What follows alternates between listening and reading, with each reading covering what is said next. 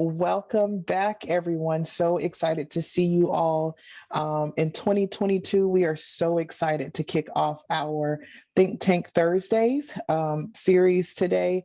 Hope that you all have started off your 2022 very productive and strong, and hoping that everyone has a better 2022 than they did in 2020 and 2021. So super excited that you all are here with us today. So excited. We had over almost 500 people register for today's training, and a couple minutes in, we're already almost at 170. So super excited about that. Please make sure that you are signing in into the chat. That is how you get credit for today and your certificate. Even though you might have registered, signing in is how we are able to give you credit, because if not, we are not going to send out 500 certificates to people that were not here. So again, welcome. I'm sorry, I did not even introduce myself. I'm Ashley Woodard. I am the Senior Business Development Manager with Collaborative for Children. If you were on any of our trainings last year, we had all virtual trainings. We had about 25 virtual trainings that we offered last year. And this year, we are going to be doing every other Thursday for our think tanks. So super excited about this one. Beth Cannon will be kicking off our Think Tank Thursday series. But just a couple of announcements before we jump into this amazing training today. Allison, if you'll move us. So as you all know, if you were on last year, again, just make sure you're signing in with your name and center name into the chat. We do share this information with your workforce development boards in your region. So we like to say that we had, ABC Academy on from South Plains in our training. So we do report this information to the workforce development board so that they know which centers in their area are in these business accelerator trainings. You will get a certificate and the recording of this training give us about a week. Like I said, we had almost 500 registered and we're at 191 people that are on today. So give us a little bit of time to get those certificates and the recordings out to you all. Please make sure you're checking your spam box as well. Sometimes Simple Cert emails go to spam. So if you don't see it in a week, please make sure that you're checking your spam box, because if in a week, these will definitely be in your inbox, but they just may not be in your main one.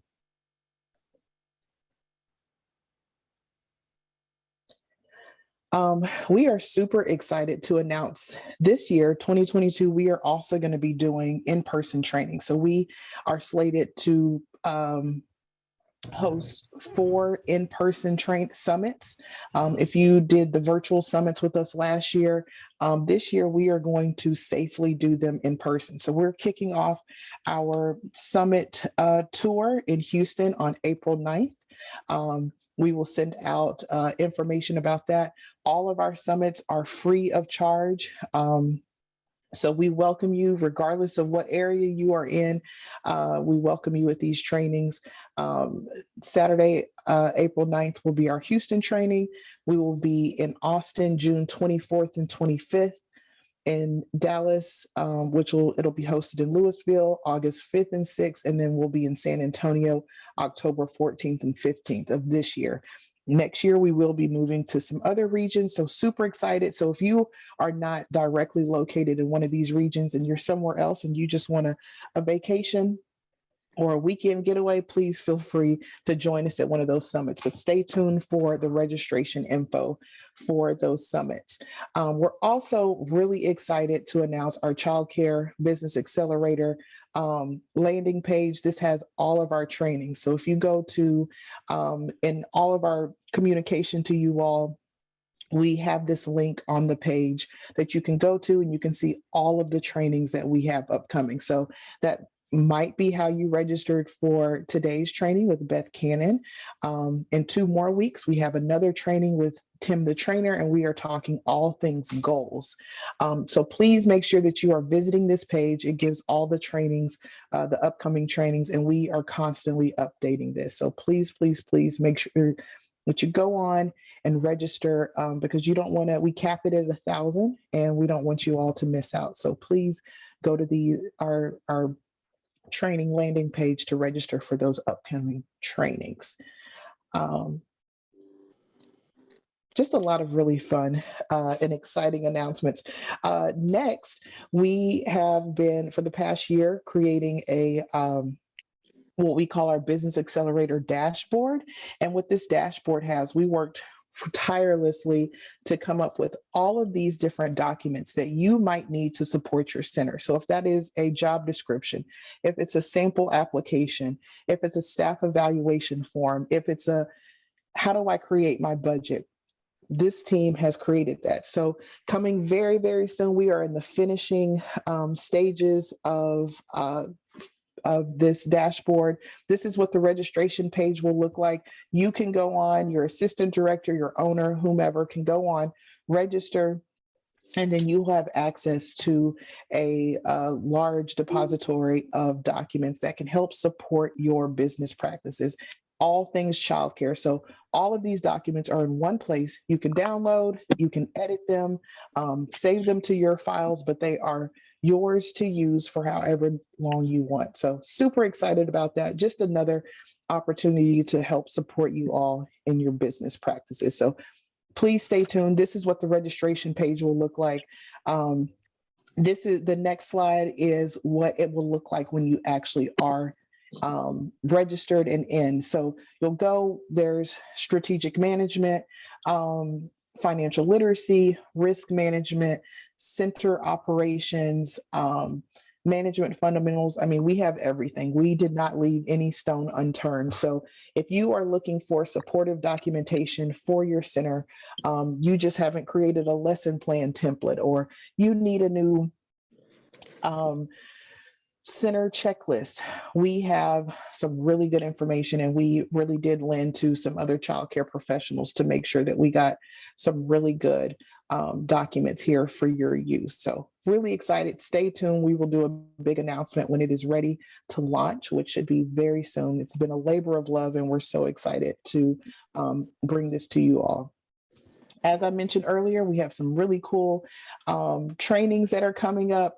February 17th, Tim the Trainer. If you haven't heard about Tim the Trainer, he's in the Dallas area.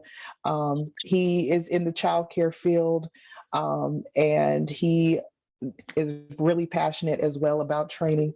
And then we will, March 3rd, we have Miss Nanette. If you were on any of our trainings last year, she was one of our trainers. We have that dreaded word, the taxes that we have to file for our businesses. And so Ms. Nanette is going to talk about some tips, tricks, and tools for filing your 2021 business taxes. And then, of course, we're all in a hiring crisis right now. So we really need to talk about how to find the right person for the right job. And CJ Pettit is going to drive that conversation. And then we have Doug Mansfield, where he's going to also talk about where do we find those employees and how do we market? Sometimes we just need that. Where are we putting these job descriptions? Are we putting them in the right place to get the right employees? So those are just a few of our upcoming trainings. Make sure you visit that training landing page. I know that this is a lot in a short amount of time, but we'll give you guys this information again. I don't want to prolong the time anymore. I am super excited to hear from Beth Cannon. We couldn't think of a better way to kick off our 2022 training tour, is what I call it.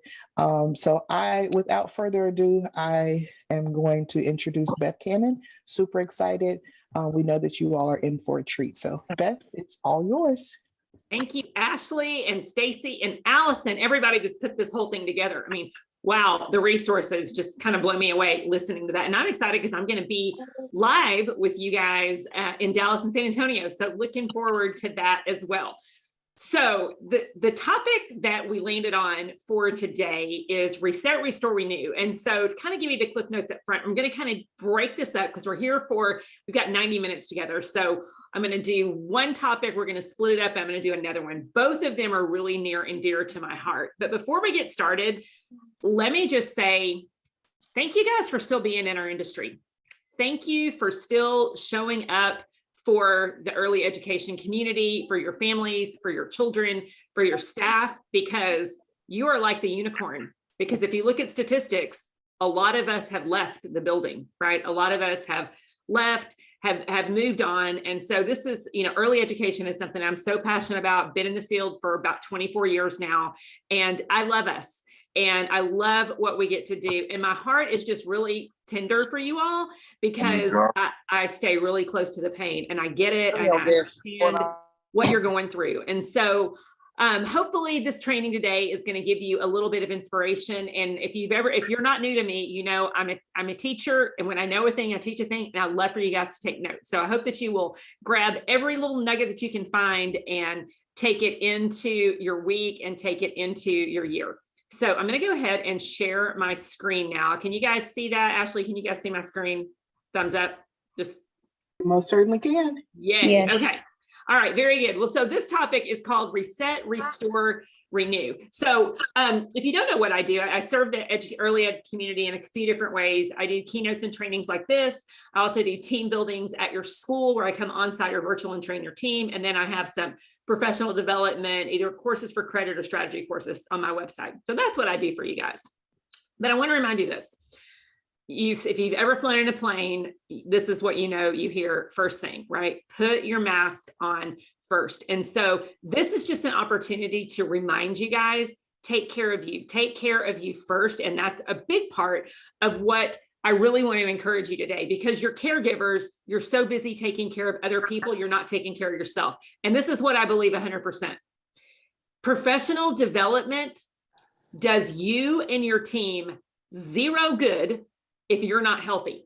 And I don't mean physically healthy. I mean mentally, spiritually, physically, emotionally healthy. You can take all the trainings, you can collect all the certificates that you want, but if you're not good with you, it's not going to absorb, and it's not going to make and create an impact. So that's why I'm excited we're starting the year with this. So here's your first opportunity to take a few notes. So check in. It seems like, in life before, we've like last year before, now I feel like we have this big mosh pit of like life BC and life AC, right? BC before COVID, AC after COVID. So when you think about 2021 and 2022, it's like not just, we don't think of it in years, think of it as this long, like drawn out glob of time, like whatever it is. So think about it. What was life better before COVID? Like, if you want to drop in the chat, feel free to drop in the chat, but think about before COVID, how were things better? Like we for sure were not in this crazy crisis mode. We for sure were not dealing with, we weren't epidemiologists. We are not contract tracers. We are not people that work for the health department. There are all these things that life was better before, but there are also things that, things were worse before, right? Some things have improved. I mean, I highly doubt that Stacy and Ashley and Allison would have created all these amazing virtual trainings for you had it not been for COVID, right? So this is an opportunity for us to connect in ways that we would not normally would have. But I want to ask you this: what are you doing well right now? And again, I'd love for you guys to drop in the chat and tell me at work, what do you feel like you're doing well right now? I mean, I don't know about you, but I'm snowed in and I'm officing from my home today. So I'm shut down today. I'm in the Dallas area. Snow has hit. There's really pretty snow coming down. But tell me, I'd love to know, like, what do you feel like you're doing well? And sometimes we get in these places and we're like, I'm not doing anything well. So yeah, Mary says you feel like you're getting lots of training. You're investing in your staff really well, and you're focusing more on yourself. I love hearing that. You've got to invest in your staff, and you've got to invest in your team. And then in your ideal state, like, what do you want to become? Like, what do you see that you can become? So if you're getting all these trainings, I hope that you're making them matter, and I hope that you're making them count. And so while you're sitting in your desk, before we get started, I would love for you guys to just like shut down your eyes for just a minute.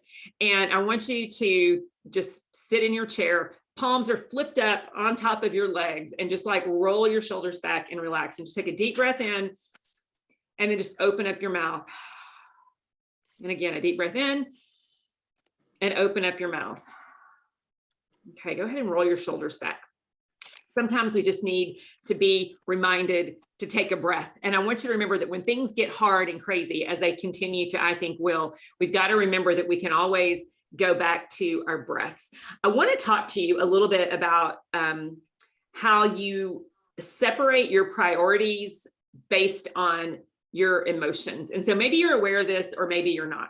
Like you probably, have some goals. I know Tim's going to talk to you guys about goals in a few weeks, but I want you to think about your priorities. When those questions I asked you, what's working, what's not working, what do you need to kind of reset, restore, renew? Maybe it is setting intention by connecting intentionally with every single one of your staff people. So if you haven't done that, on your notes right now, jot down, I need to connect one-on-one with people. Doesn't have to be a long meeting. It can be walking down the hall, popping in, and just speaking life over people. Like people need to have life spoken over them now. So just speak life, speak into them. What's your superpower? That is going to help start creating this healthy, this positive culture, this culture of gratitude, which if you hear me speak, you know how much I talk about culture. So think about that. How are you doing connecting with your team? Think about your back office strategies. Like what does your onboarding look like? What is your recruiting process? What is your hiring process? What does that look like? Where do you need to tweak those things? What's not working? So think about your priorities. Like for the importance, that's how much does something matter? Like if you need a staff right now, how much does that matter? It matters about 1,000% if you are in the classroom all the time, right? So, and then your urgency, how soon does it matter? And then the significance, how long is it going to matter? So if you're watching today and you've got a snow day for the next couple of days and things are a little bit slower for you, I just want to encourage you to take this time and those goals and those things that you've set up for yourself, spend some time doing them now. Because if you understand the money value of your time, you are going to automate things. You are going to delegate things. You are going to eliminate things that you do not need to be doing. This is what I find that so many of us do. We get in our office and then we get on the crazy train and we never get off. We are not good with setting boundaries about people coming in and out of our offices. We're not good about helping our staff manage conflict, both within the staff, and then of course, handling the behaviors with the kids. So think about those things that you need to handle and maybe jot some of those things down. The second half of the training, I'm going to talk to you about setting your intention by choosing a word that you want to feel. But I want to talk to you about that now. Like think about going into the rest of this year. I put a post in my Facebook group that said, January, what a great year January was, right? But we made it. But January felt like an entire year. So I want you to think about those things that you would like to do. This is what I want you to know, my friends. You cannot pour from an empty cup.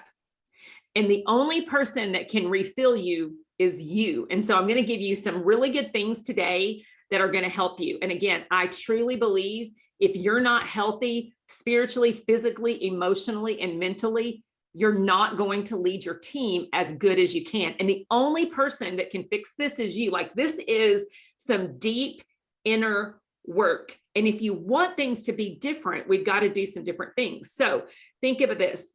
Motivation is what gets you started, and habits are what keep you going.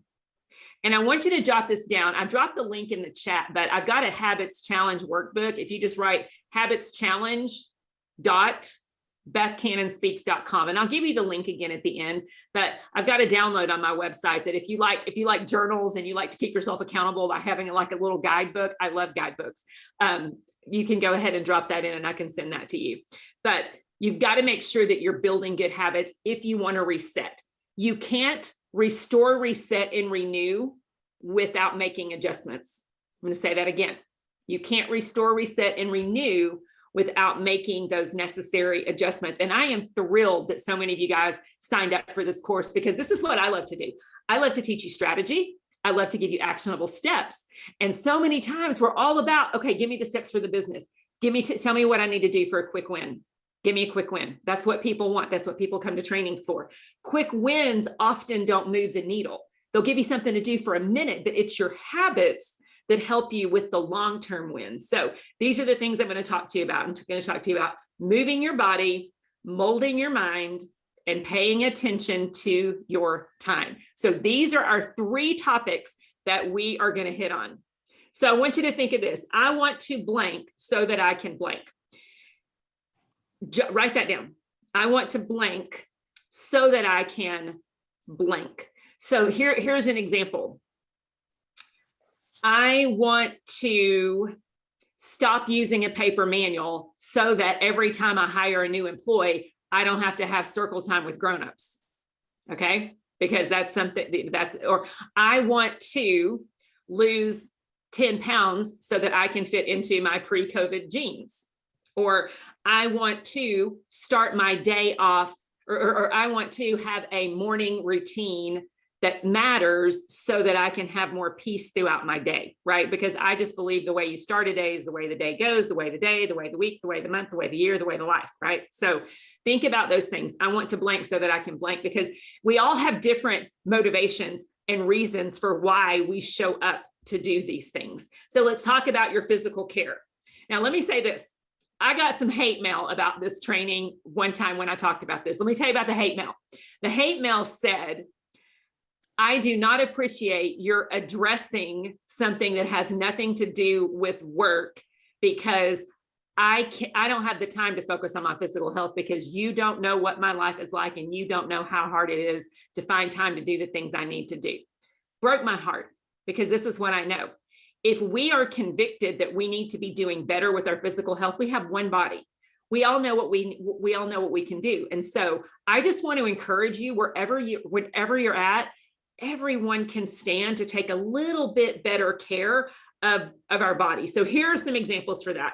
So choose things that restore and renew your body and your soul. So think of it like, what do you like to do for exercise? Like for me, I teach yoga. I love to teach yoga. I've been teaching group fitness to adults since I was 17 years old. I've got a kids fitness company, Stretch and Grow, that I've done for 24 years. I love motivating people to move. And I have this like crazy energy, right? That I love to expend this energy, and I love to motivate people to do that. So if we were together, I would have y'all down on the floor doing some up dog and down dog so that we could move our body. And Aurora, I see you drinking water, sister. I love that. Aurora Martinez, I just saw that. So if you guys have water, pick it up, right?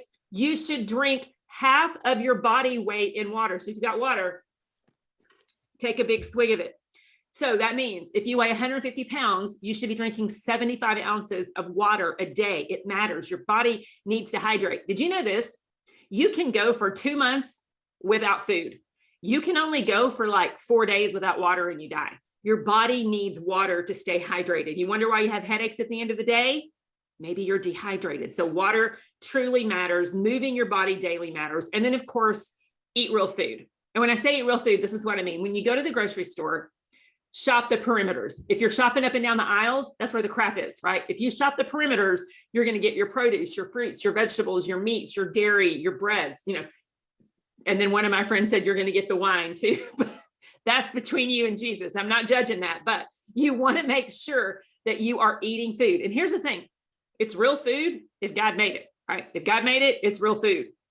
If he didn't make it, it's not real food. It's manufactured in a plant.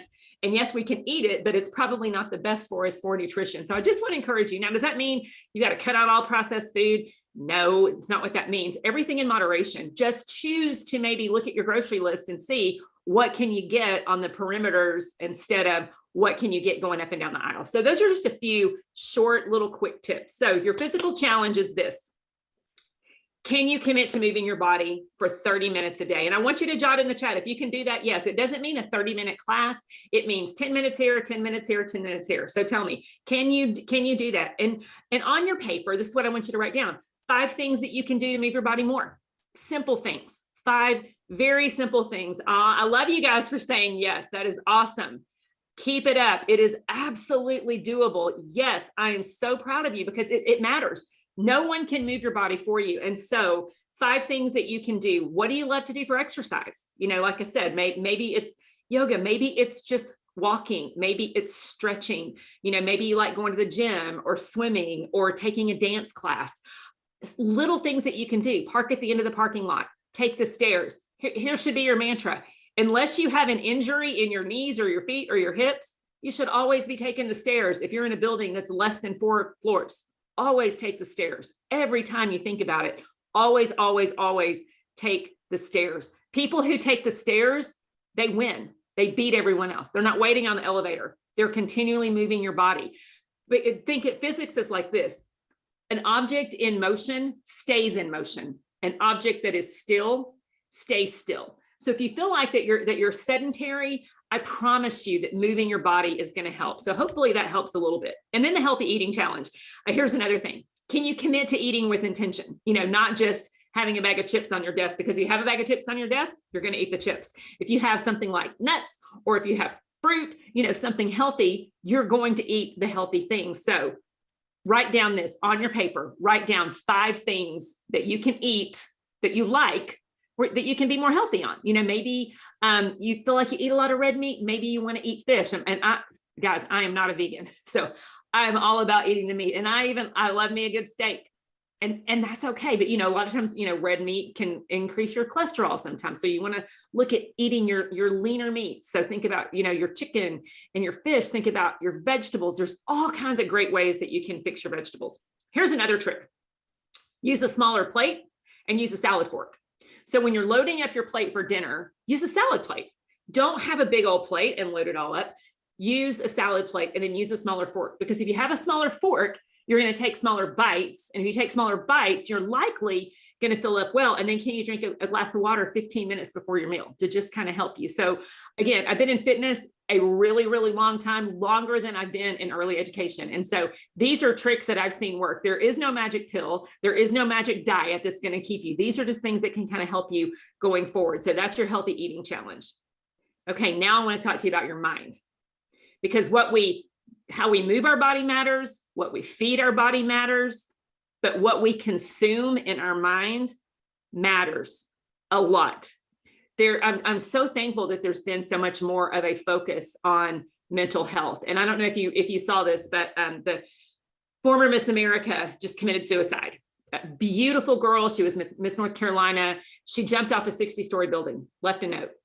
Depression, and a high functioning depressive.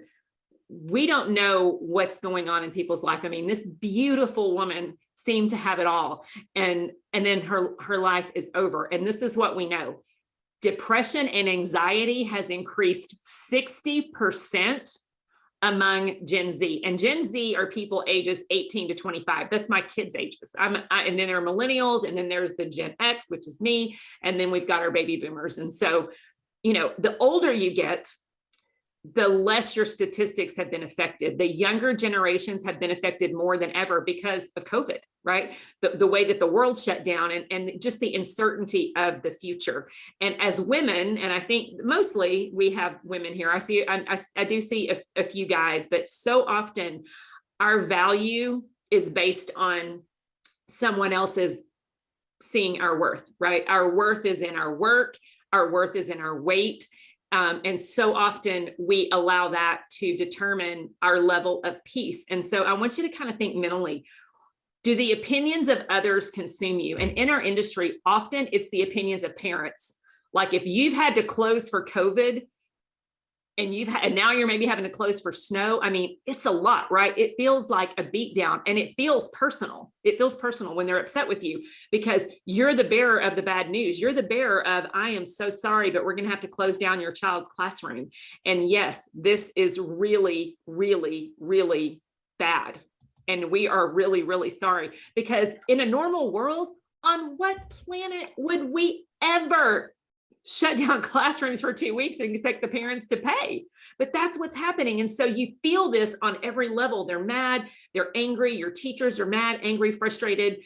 And so I know us, and that truly does affect your worth. And I just want you to try to, for lack of a better word, is there any way that you can find it in your heart to just release, to just shut down your eyes and say, I surrender what I cannot control here. I truly surrender what I can't control. You cannot control the actions and reactions of other people. And, also too, that the reactions of our parents, if you put yourself in their shoes, you get it, right? They have jobs and they need care for their kids, and they can't always take their kids to work, and they can't always work from home. And so I know that you understand. And so, try to have a little bit of grace with that, but also try to have a little bit of grace with yourself. And again, thank you. Thank you for pushing through, because it really is hard, and it affects our heart when people come at us with these attitudes and with this kind of mental negative energy. So remember this, your value does not vary based on someone else's inability to see your worth, because I know how hard you're working, and I know how hard you're trying to, juggle your staff. I mean, I'm sure just looking at the numbers of people here, I would say 98% of you are probably currently short-staffed or have been in the last month or will be in the months to come. And that puts a lot of pressure on us as well. And I know with my team, we still have schools on a wait list, schools that we can't service because I can't find the right people. And I'm not going to hire the wrong people and then be in trouble because the wrong people have not lived up to our brand standards, can't deliver the experience that we want to experience. So I know that probably weighs on you too. And let me tell you something, you know this, but I want you to hear it. The world is short-staffed. Early educators have left the building, they have left the field, and they are not going to return. However, I have to believe that there are people on this planet now who were put on this planet to serve young children and their families. And I truly believe that with some of the right strategies and the tenacity and the continuing to push forward, they are going to come to you. So I'm excited that I know that Collab for Children has really focused on bringing you guys some resources to help you with that. So keep that in mind. So there is hope. Hang on. All right, next thing, set boundaries. Set boundaries, whether that needs to be at home, whether that needs to be in relationships, or whether that needs to be at work. Let me tell you what I know is one of the number one problems for childcare owners and directors. Number one problem, interruptions. You cannot get your work done because people keep coming in your building, coming in your office, right? You're trying to focus. Somebody comes in, a teacher comes in, I need help with this child down here. I need help. And they think that you are the solution problem solver, and that coming to you and asking you to help them fix it is the only way it's going to get fixed. That's a lie. That's a lie. It's a lie. It is a big lie. Now, you may be the most efficient one to fix it, and you may be the one with the quickest solution. And probably because you're so tired, you just say, oh, Lord, I don't want to train you on this. I don't want to coach you on this. I'm just going to fix it for you because I don't want to deal with you on this. And I bet you guys have been there. But you're robbing people of an opportunity to learn those skills if you're constantly the one that's fixing it. So we're talking about reset and renew. Maybe you need to reset and renew some expectations for what your staff comes to you for. Maybe the kind thing to do is empower them to fix things for themselves. Let me tell you another story. I was doing a group coaching program, and I had an owner and a director and an assistant director. And so they were in our program, and every week we'd meet for Zoom. They were always late, always. And so one day they were like 20 minutes late. They kind of showed up and then like, oh my gosh, let me tell you what's happening. And so, it kind of busted the vibe a little bit. And so I asked him to stay on after, and I said, okay, what is the deal? Why are you guys late every week? The expectation, this is when we start. What's happening that you all aren't getting here on time? Is it a time management thing? What is it? They all three had been in classrooms helping teachers, dealing with conflict. The reason they were late that day is because 3 grown-ups were trying to help 2 other grown-ups with who's going to put down the nap mats. Yes, 3 leaders are in a 2-year-old classroom because the 2-year-old teachers were fighting over who's going to put down the flipping nap mats. This is where we need to empower people, right? This is where we need training on conflict resolution and training on helping people do these types of things. So if you need to reset in boundaries, jot those things down right now. Jot down those things that you feel like you need to reset, and you need to be better about setting boundaries. Let me just give you a little tip. I call it push time. Your priority uninterrupted strategy haven needs to be your office, meaning that you need to tell people, friends, I need to work on something, and this is what I need. I need for you to not come get me unless the building is on fire. Okay. Do you need anything? Like, go to the bathroom now, unless there is an emergency. Let's, work with me here because you have things to do. So hopefully if you need to set some boundaries, you can do that. And then I want to talk to you about your spiritual care. Now, in a group like this, we probably have so many different ways that we approach spirituality. So whether it's God, it's the universe, it's a higher power, it's whatever it is for you. I believe that we all have, we're all body, soul, and spirit. And so what that looks like for you and how you identify with that, whatever you feed your mind is going to feed your soul. So if you're a person of faith, your devotion may be important to you. Maybe it's meditation, maybe it's getting still, maybe it's gratitude journaling. There's lots of different ways to package this based on who you are and what you bring. So without, I mean, for me, it's Jesus, right? For me, it's getting up. I'm an early riser and I have been for many years. I get up early in the morning and I have a quiet time where I do some sort of reading that nurtures my soul, some sort of something to where I get anchored in the morning.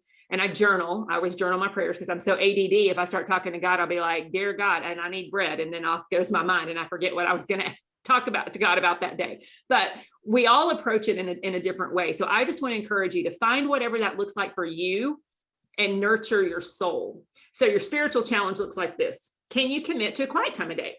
Whether, and that maybe that quiet time just means no social media, no phone, no, maybe it's just relaxing music or breathing or taking a walk. Because my friends, hear my heart. If you keep filling your mind with content and consuming and consuming and consuming, you're going to wear down. You're going to burn out. Like you can't just keep feeding and consuming, especially with social media and your news feed and even learning like this. So if you could commit to some sort of quiet time, jot down, like, where can it happen? Like, when can you do this? Maybe you're an early riser.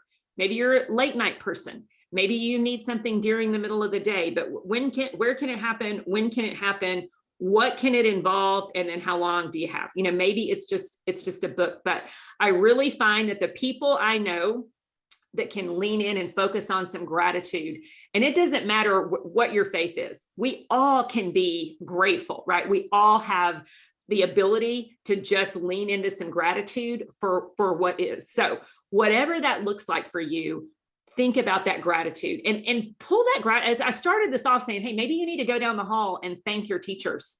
So maybe just journaling, like what you're thankful for at work, because if you listed the things that are wearing you slap out right now, we would cover a notebook. I have no doubt. You could write a whole book about the drama and the trauma that you've experienced, right? All this time. So that's your spiritual health. So I want to talk to you about, just have that morning that matters. So a morning minute. For me, it's morning. I think, before you start the day, it kind of helps you to kind of clear your mind in that way. And then I want you to make time for margin. We schedule and schedule and schedule. What was kind of really cool about the quarantine is that everything shut down. I don't know, maybe some of you guys continued to operate your centers. I know a lot of you probably served essential families and you had no choice but to keep going, right? So you didn't have an opportunity to decide on downtime, but so many things in life stopped. Kids' sports stopped, entertainment stopped, going out to dinner stopped. And I know a lot of us aren't even back to the things that we did before. So many things have been crippled and have been, seriously slowed down or even come to a halt. But making time for margin really matters. So decide on that downtime, and you can't afford to do it. You always say, I've got work. Work is always going to be there. Disconnect from people, from your phone whenever you can, and then take some time to dream. Dreaming is really, really, really important. And so maybe you have dreams related to your childcare business. Maybe you have dreams related to, going on a vacation. I know last year, one of my dreams was to always go work remote. And I'm a literal workaholic, y'all. I'm an Enneagram 3. And it is like, when I write that stuff and I put this slide, I am preaching to myself. So last year we had a dream and we actually, went to Hawaii and we rented a literal shack with an outdoor toilet and an outdoor bathroom, but it had good Wi-Fi, right? And we worked, and I just needed to disconnect. And it was the best thing for my soul because I just needed to disconnect. So find that time to disconnect. Okay. And then I've got one more thing for this, and then I'm going to take a break. I'm going to have you guys get up, move your body, go to the bathroom, and then come back, and we're going to shift. And then I'm going to add on some really specific guidance on setting your intention for this year. But this is important. Most people suck at time management. Most people are not good at time management. And I know in the industry that we do, it's hard because it seems like so many other things dictate our time. Like we feel like we are a victim to other people when it comes to our calendars, and it should not, and it does not have to be that way. So I want to talk to you about paying attention to your time. So this is a calendaring challenge for you. Okay. So can you commit to planning out your week? Because if you don't plan it, someone's going to plan it for you. And if you're intentional, like, here's the thing, pat yourself on the back, like high five your Brady Bunch friends on either side of you because you showed up for this today. So you can plan something and you can segment it. There are 282 of you on this webinar because you planned it, right? You set some time out and you said, I am going to show up. Maybe you showed up because you know you need to reset, restore, renew. Maybe you showed up because maybe this is you. You're like, I'm gonna get on that webinar. I'm gonna turn off my camera. I'm gonna make some chili. I'm gonna clean my office. I'm gonna clip my fingernails. I don't know what you're doing, right? If your camera's off, but you showed up. So for whatever reason, you're here. And I'm glad that you're here because you planned it. And that meant that you put something on your calendar and you showed up for yourself. So can you create a daily and weekly schedule? You know, one of the things that I do, it's called time blocking. So when I know that I need to work on something specific, I time block. So for example, today's Thursday, and I knew I had a webinar yesterday and I knew I had this today. So Tuesday, I blocked out 3 hours because I knew I was going to be creating content. And so I told my assistant and my husband who works with me as well, I'm like, I really need to focus on this. I need to make sure my slides are good. I need to pray through what I'm going to say. So I need to block out this time. And so I made that appointment with myself and I committed to that. So can you block your time? So if let's say you're working on a project, maybe you're working on reworking your onboarding. Maybe you are working on curriculum. Maybe you are working on the way that you want to communicate with your staff and coach them. And you're really being super intentional about the professional and personal development that you're bringing to your team. When you're thinking about think about developing them personally as well. Okay. So time block it and think to yourself, like, how can I pour into and invest in people? So and all time blocking is you just say from 9 to 11, I'm working on this, or from 10 to 12, I'm working on this. And then look back, audit your calendar. What can you cut out? What no longer serves you? You know, maybe you've been in a committee that doesn't bring you joy anymore. Okay. Or maybe you're doing a task. Maybe you're the bus runner and you know that that's taking time away from you being really productive in your center, and you don't need to be the bus driver, or you don't need to be the cook, or you don't need to be the afternoon 3-year-old assistant. I don't know what you do in your center, but maybe there are things that you need to cut when possible and just be really intentional about what that looks like. So that is your calendaring challenge. Another thing I want to throw out there. So like if you're multitasking, come back. If you don't know about Trello, Trello is an online project management tool, and I use it for almost everything. So if you want to send me an email, I can send you some resources on Trello, some different ways that childcare centers can use it. But I use Trello for my project management, and then I also use it to communicate with my directors. So we're not texting anymore. We're not sending emails anymore. Everything that we do is communicated inside of our Trello boards. And so then when I assign them things, I assign them a checklist. And when they're done, they check it off, drag it to the done column. I no longer have mental headspace to say, oh, did that get done? Or, oh, did that get done? So keep that in mind when you're doing your calendaring channel. Okay, one more thing. You all are caregivers, even if you're not in a caregiver role. Even if you are in a leadership role, you care for people because of the industry that we are in. So I want you to look at these signs, and I really want you to soak this in. And I really am hoping that if this right here is a part or a piece that you need to be accountable to, that you'll do that. So the signs of knowing when the caregiver needs to care for herself or himself is this. Number one, it's sleep deprivation. Are you sleeping at night, or can you not shut it down?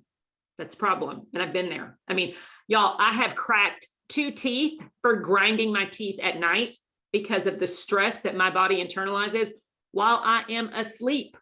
That's not healthy. It's not good. So think of that. Are you in that space? Also, poor eating habits. We talked about that earlier. But when you are fueling your body with junk in, junk out, sugar is not going to ever make you feel good. It might taste good, and I love me some sugar, but it's never, ever, ever going to make you feel good. And then, of course, failure to exercise. If you're not moving your body, you're not generating it. You're not giving it what it needs to stay healthy. And so again, like I said, an object in motion stays in motion, and an object that is sedentary stays sedentary. So find a way to move your body. And listen, y'all, I have scoliosis, I have arthritis, I have spinal stenosis in my back. I've had double foot surgery. I've got a torn meniscus and a torn deltoid. And I exercise every single day. I find what I can do. Doesn't look like what it did years ago when I was bouncing around in my Reebok 2 straps, but there is a way to move your body. So don't let injuries be an excuse to keep you sedentary. And I really say that with the best heart ever. I really want to encourage you to move your body. Another thing that we do is we do not stay in bed when we're sick. Now, I would be willing to guess a percentage of you on here have probably had COVID and you have no idea because you never tested because To you're the like, I don't have time for close that. and I don't see have what time for they that. want, and then Right? So I'm not testing for COVID because who's going to show up if I don't? And so then you come to work and you're sick. You're like, I'm not feeling great. I'm just going to stay in my office, but you're there. So we fail to stay in bed when we're sick. And then finally, we postpone or we don't schedule necessary medical appointments. So again, jot down right now, if you know that you need to schedule a medical appointment, I want to encourage you to make sure that you do that because your health matters. And screenings like, mammograms, colonoscopies, your regular checkups, those things help with preventative medicine. So keep that in mind as well. So once again, so here's that link. So if you want to kind of keep track of your habits, go to habitschallenge.bethcannonspeaks.com and you can download that right there if that's something that you want to do. And I hope you do, because so many of the things that we need to get reset, restore, and renew have absolutely nothing to do with work. They have everything to do with how we take care of our body, mind, and soul. And then just a few of my favorite resources that I like. Some of these are faith-based and some of them are not. The one that is not, it's called Boundaries by Dr. Henry Cloud. It's an old book. It's been around for a really long time. But when you heard me talk to you about setting boundaries at home, at work, in your relationships, that might be a really good book for you. And then the others are faith-based. Jenny Allen, Get Out of Your Head. It's about how to stop spiraling toxic thoughts. So if that's you feel like you think thoughts and then your mind gets on a crazy train, that's a really great book. If you have trouble saying no to things, Lisa TerKeurst's Best Yes. And if you're just in a season that just feels cruddy and you just feel like, oh, this is not supposed to be this way, Lisa TerKeurst also has a book called It's Not Supposed to Be This Way. So those are some of my favorite resources that I want to leave you with here. So any questions about that? I'm going to open up the chat and see if we have any questions about any of that. And I see a lot of you guys here are dropping in your emails. So that's good because you're going to want to get your certificate. Okay. All right, guys. I hope that was super helpful for you. We're going to take a 5-minute break. It's going to take 4 minutes. Let's do a 4-minute break. We're going to take a 4-minute break because this is what I know.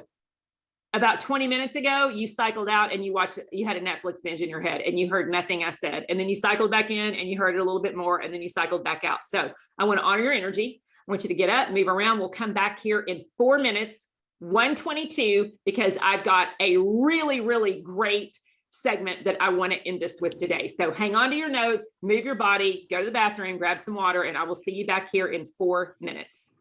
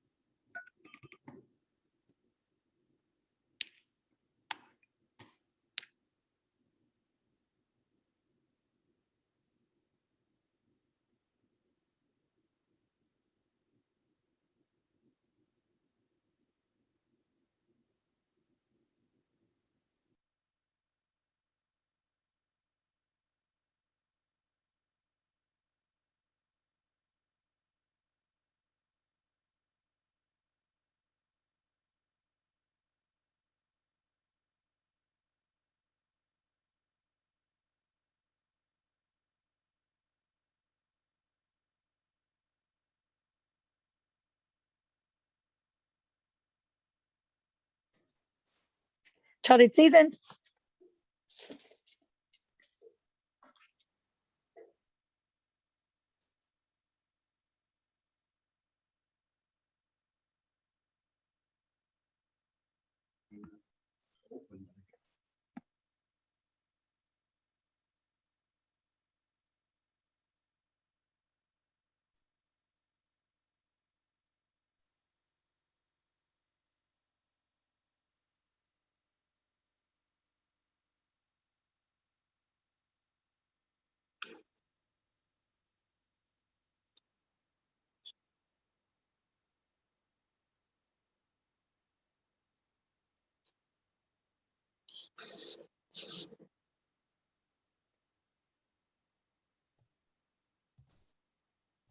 Okay, friends, it is 1:22 and we are back.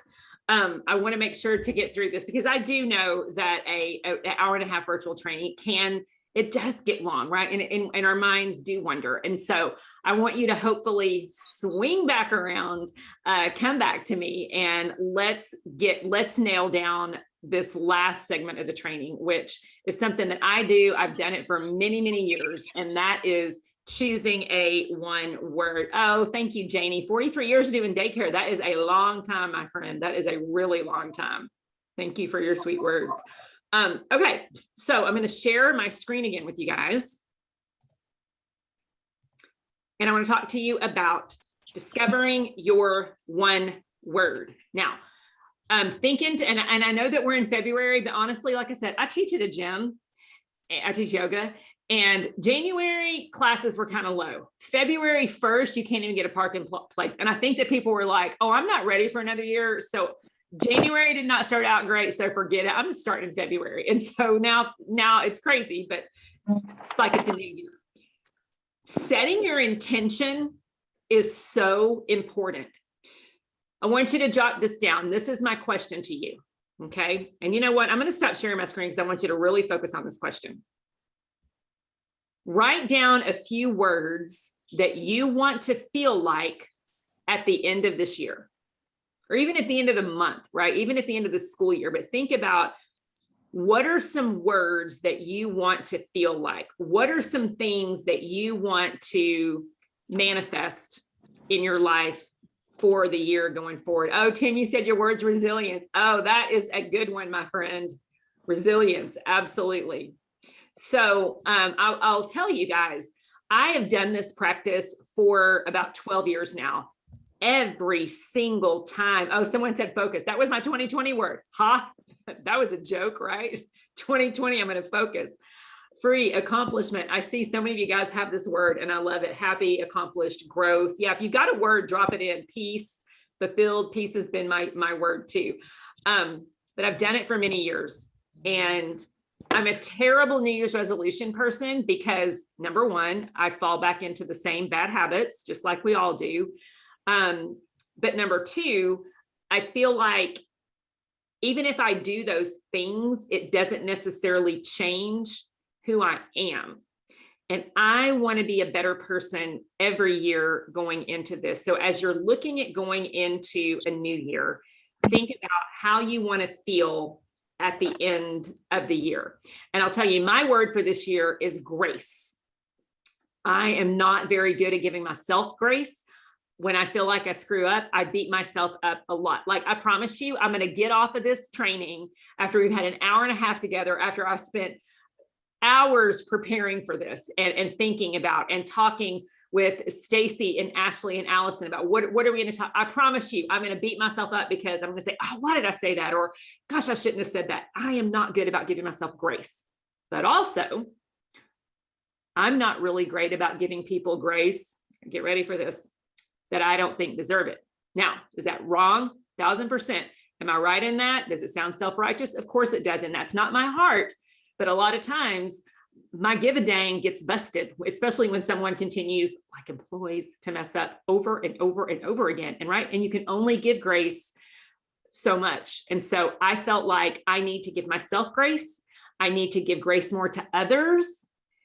And I need to receive that kind of grace because I'm not good at receiving it. So Grace is my word for 2022, because at the end of the day, I want to be a grace giver. At the end of the year, I want people to look back and say, even when people messed up, I gave grace. Even when I screwed up, I was on the receiving end of someone else's grace. So that's my word for the year. So I'm going to share my screen with you guys again.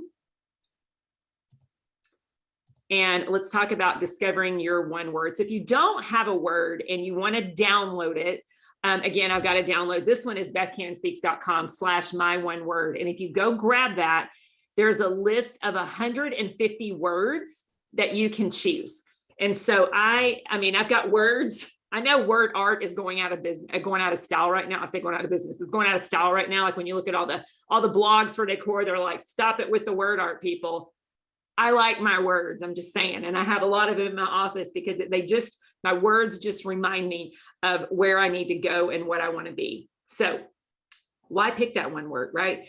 Change is possible, but your focus, so whoever said your word was focus, you're on it, right? Your focus is required. You have to really be intentional. You know, last year in 2021, my word was content. If you know anything about me or my story, in 2020, our business shut down 100%. We have Stretch and Grow, so we go into preschools, childcare centers, and do enrichment classes. And then I speak, right? All the conferences got canceled for 2020. My husband and I are on our 25th wedding anniversary at some little island in the Caribbean. And systematically, my entire life's work went down like dominoes. I sat on a beach and watched my entire life go, like all of our income. My husband has worked with me for 17 years. That was our whole family income. And we watched it go away. We learned to live with a lot less. We learned to rely on God. We learned, how to just do things differently. Did not spend any money except for food and gas, which we didn't need that much of because we weren't going anywhere, for 6 straight months. Did not buy one thing for 6 straight months. And we learned how to live on a lot less. And so going into 2021, my word was content, because I knew I was not content at all. And, we trusted the process and worked on some other things and finally built it back up. But I want you to think of this. Ralph Waldo Emerson said, the only person you're destined to become is the person that you decide to be.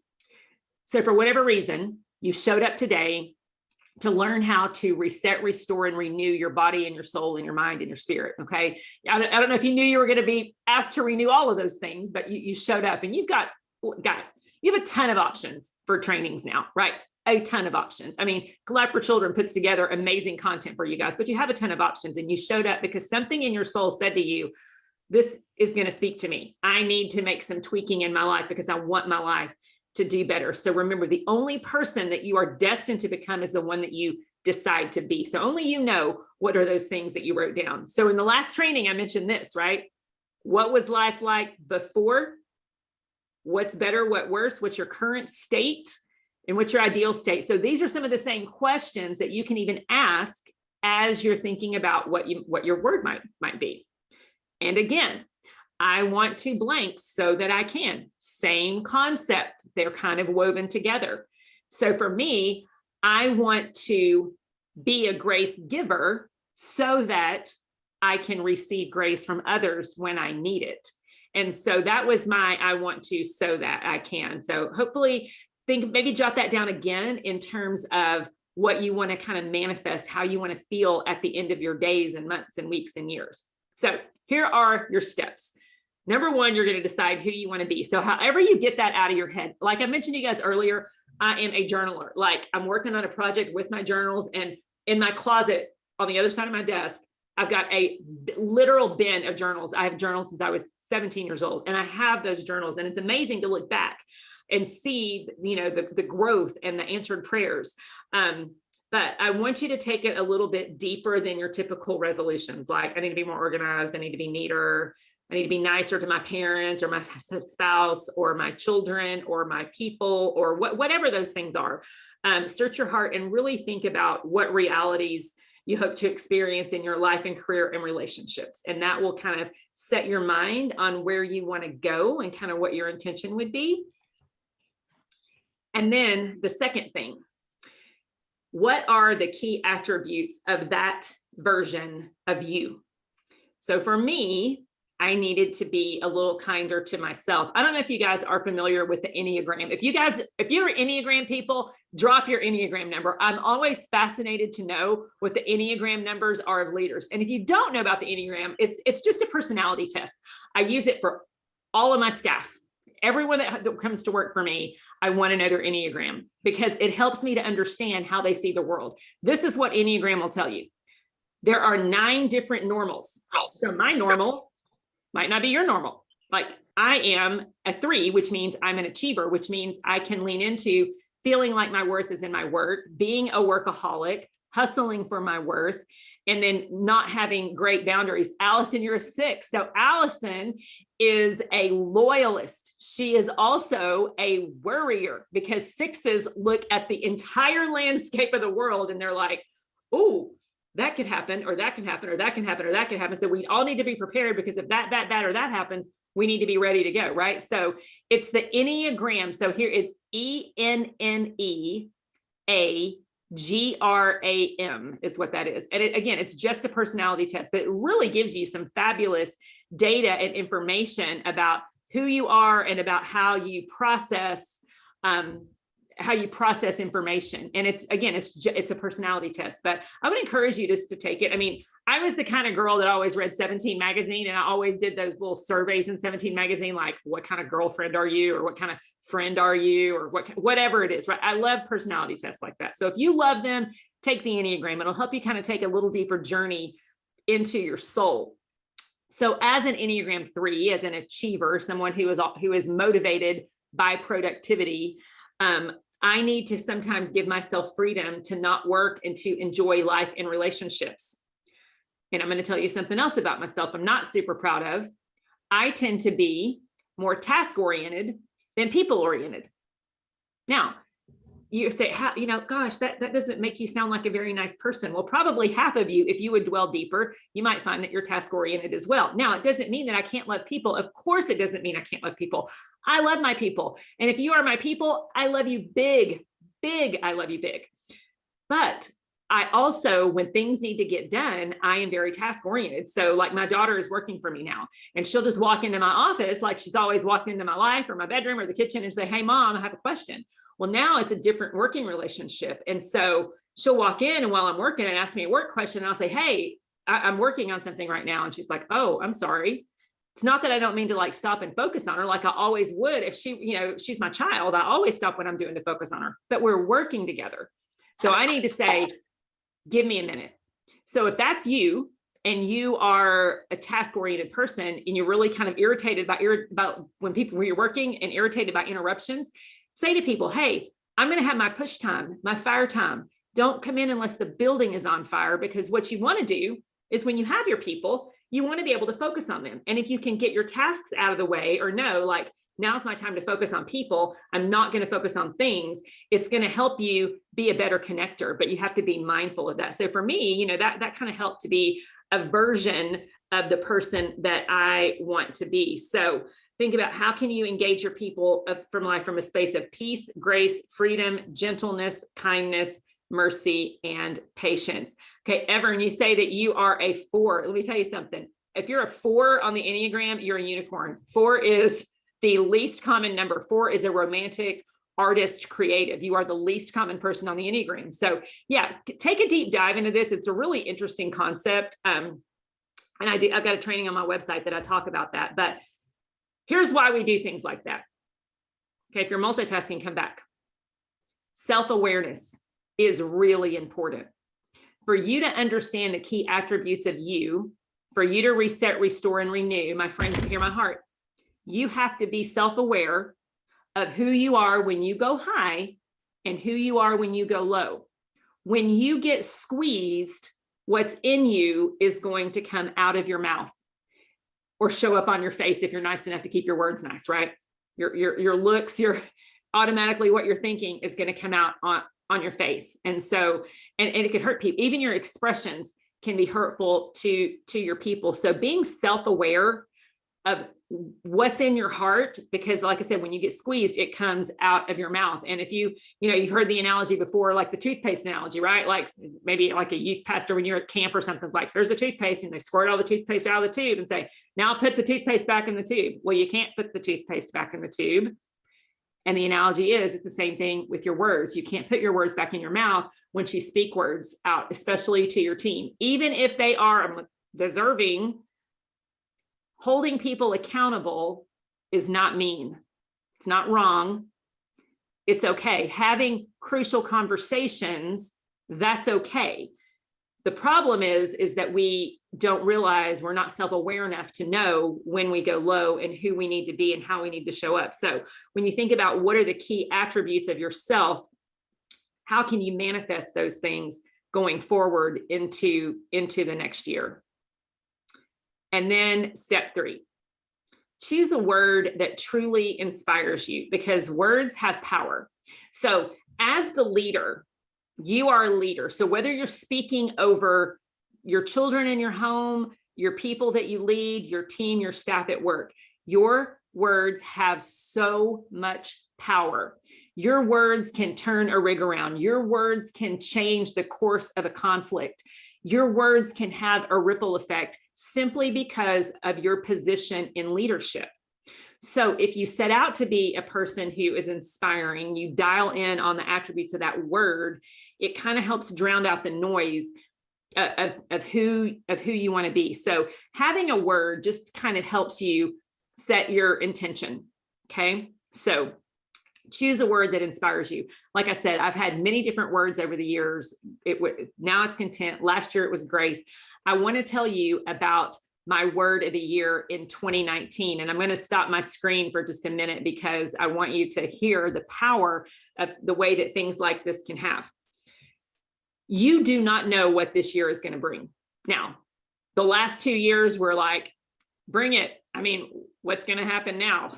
I mean, because we've been through so much drama and through so much trauma. You don't know what the word is going to bring. My word in 2019 was root. And it was weird. I was like, root, what does root mean? But root kept coming up. And if you picked a word of the year, you get this, you know this, right? The word keeps showing up. So here's why I wanted to go back to root. It's why I wanted to go back to grace, is that I sometimes struggle with bitterness, which means that I'm not a great grace giver. And again, I'm just being authentic with you and being honest with you. When people would, especially when it would come to work, if an employee would, have a bad experience with a customer or not be, as kind to a child as they need to be, or flake out, I would just get really frustrated and be like, okay, you know what? That's happened 3 times. We need to find someone else, move them off the bench, move on. And what I really felt like I needed to do was do more connection. This is before COVID. Do more connection so that when bad things do happen, we would have a little bit more of a relationship. So doing some connection ahead of time mattered. And so I needed to fix that in my heart, because truly I did not have it in me to walk out what it would look like to restore these relationships. And I knew it was important. And so root was my word. And I'm telling you, it was a hard year. Like, my son went to college. I was a complete empty nester for the first time. I had a really hard time.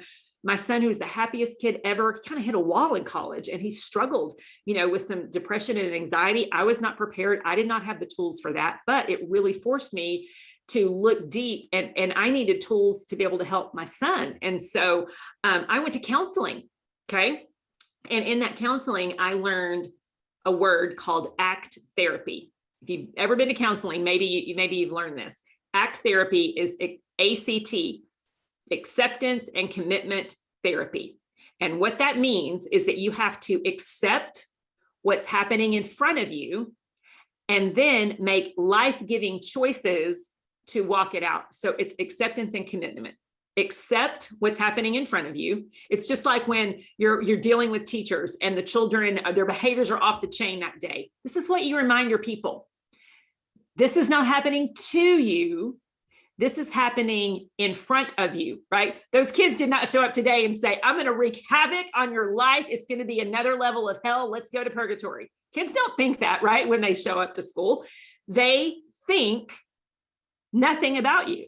They don't think how their behavior is going to affect you or affect your mental health or affect your peace or your space. they just do the thing they do, right? I don't think they're bad children. I think they're dysregulated brains. It's not happening to you. It's just happening in front of you. So sometimes life is happening in front of us. So if that is you, maybe you need to journey into some ACT therapy, acceptance and commitment therapy. Accept what's happening in front of you. And then you choose to make life-giving choices, or hear this, speak life-giving words over that situation. Your words matter, not just your word of the year, but your word matters. So that kind of took me deep into root. And then this is kind of a sidebar root, like family tree root. I got 23andMe the Christmas before, and my family tree ended up expanding by some long lost cousins. This lady reaches out to me. She's like, hey, my twin sister and I were given up for adoption in 1961. Do you know of anyone in your family that might have had a child back then or twins and given them up for adoption? Because according to 23andMe, you and I are cousins. Like, well, I know all my cousins. And I asked my mom, and she's like, listen, hey, if anybody gave up twins in 1961, they went to summer camp fat and came back skinny. Nobody talked about it. So no one knew. Long story short, we delved a little bit deeper. Was my uncle. My uncle had an affair. He had a wife and 3 kids, and he had an affair. And so I called my cousin and I'm like, are you sitting down? Because you have twin sisters. So, but that brought up again, so much stuff. I didn't know how that root was going to manifest, but we all have these roots in our lives. And so let me ask you this. What are you anchored to? When storms come, as they are going to, we are not immune to it. This life is beautiful and terrible all at the same time. What are you anchored to? Do you have something that in your life is not changing? Do you have people? Do you have relationships that that you can depend on? Yeah, maybe it's your faith. Wherever you approach that, the soul and spiritual side of your life, all of that aside, do you have things in your life to where you can ground yourself and know, this is my anchor, this is my thing that is not changing? Because we don't know what's going to happen with COVID. We don't know what's going to happen with our businesses. And so I just want to encourage you, know who you are, know where your strength comes from. Maybe you're an introvert and you get your strength from being alone. Maybe you're an extrovert, you get your strength from being with people. But I want to encourage you to make sure that you know that, and make sure that you are anchored to something. Okay, I'm going to get back to my list. I love your all sweet comments. Y'all are so awesome. And if we were live, I would love to see your all's faces, because some of you, this is okay. Let me tell it's Black History Month. Let me tell you what, if you are African American, let me tell you what I know about you and love about you, because I speak in so many different spaces. And the very first time I spoke at a Black church, my friend Shaniqua and if you're in Dallas, her dad was the founding pastor of Concord Church in Dallas. And I spoke at her women's event, and she came to my church and spoke at my women's event. This is what white people do. They'll listen to you talk and they'll kind of smile and shake. And afterwards they'll come up and they'll say, that moved me. That was so sweet. Thanks. And this is what I love about my African-American friends. They speak life out loud. They're like, yes, bring it. Come on, say it. You get that immediate affirmation, and it is so awesome. And I love it. I love a diverse community like that. But yeah, that's, so I'm seeing some kind of hands raised, and your emojis are your skin color. And so I love it. I think that's just so great about a community like this. So, okay, I'm digressing. Sorry, Stacy, I'm moving on. Okay. So if you got your list of words, this is what it looks like. If you didn't download it, go grab it, BethCannonspeaks.myoneword, and you can grab that list. You can grab that list of words.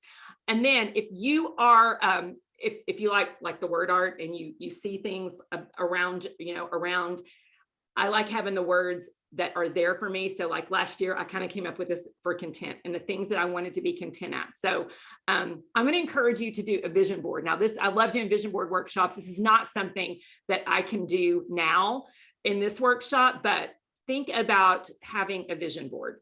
Think about the things that you want to manifest in this year. So think about your word. Think about how you want to feel at the end of the year. And then I would love for you guys to drop in the chat. And I love y'all for using the chat, because it's so much fun. It's almost like we're together, but we're not. I want you to just jot down some things that you want to see and feel happen in your life as a result of you resetting, restoring, and renewing. So if you're there and you got your fingers typing, use that chat. Balance is so important. Maria, I love that you have a vision board. Yeah. So yeah, jot those things down. If you had a vision board, what would you do? Kimberly says, cultivate. Yes. Focus on retirement. Pearl, yes, my friend, retirement. What do you want to be? Like, what are you working for? We're all working for retirement, right? Yeah, we're working for, your energy. Be accomplished, be proud of all of those things that you can do. New passion for connecting with providers. Yeah, these things are so important. Reconnecting to your professional relationships. Yes, Tim, we've been so stinking disconnected for the last few years, and I am so looking forward to traveling more. Like I've got in this month, I'm going to Montana, Minnesota, which I think I'm crazy because I'm a Southern girl to the bone and I think I'm going to die of cold, but then I'm going to Florida 3 different times after that. So it should be good.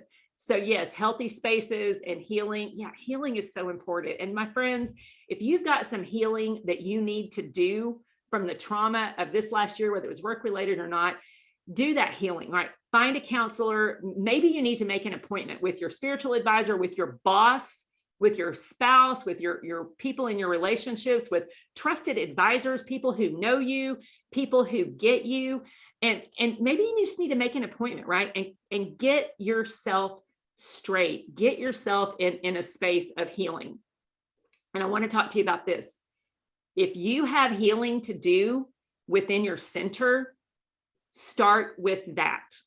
Maybe there needs to be some healing among your staff members. Maybe there's been some drama and some, I call it estrogen cloud, some backbiting that's been happening in your center. If that's where you are, maybe you need to start with some healing just among your staff, having some good conversations. As I mentioned earlier, conflict is not bad. Holding people accountable is not bad. Like Moni says, get back to a positive space and not allow negative Debbie Downers to take you down.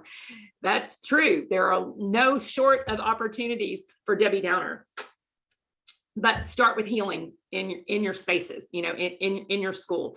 Give your teachers some personal development that leads to professional development, but that helps foster those relationships. So, go to my website if you want to grab that one word thing. Go grab that, and hopefully that will help you.